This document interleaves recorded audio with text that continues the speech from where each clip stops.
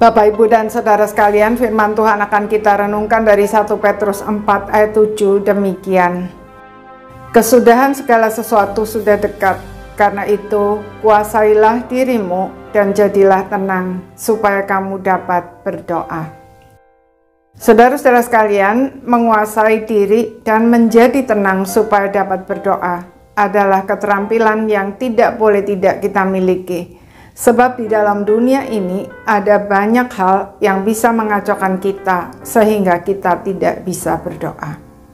Ketertarikan kita kepada sesuatu atau seseorang bisa sedemikian menguasai kita dan membuat kita begitu terobsesi sehingga tanpa sadar telah menjadi berhala yang menempati tempat di hati kita yang seharusnya adalah milik Tuhan.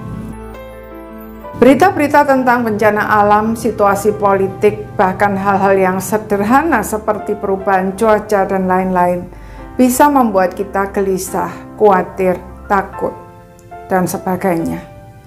Apalagi jika kita termasuk orang yang pikirannya mudah dikacaukan oleh berbagai persoalan hidup dan mudah ngelantur kemana-mana. Ada orang yang ketika melihat berita tentang kerusuhan di televisi, pikirannya langsung ngelantur. Bagaimana kalau merembet sampai ke sini dan lain sebagainya.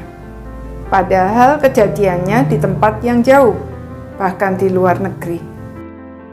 Apalagi dengan adanya pandemi yang tidak kunjung berakhir ini.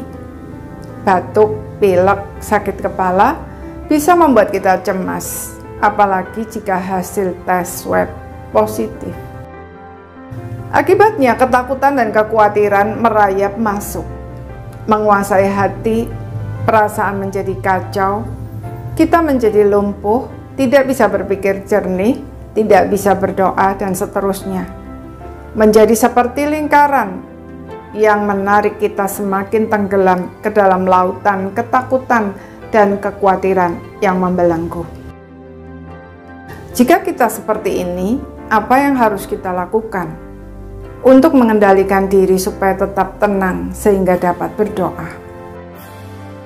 Jika kita telah memberhalakan sesuatu atau seseorang, mari kita bertobat.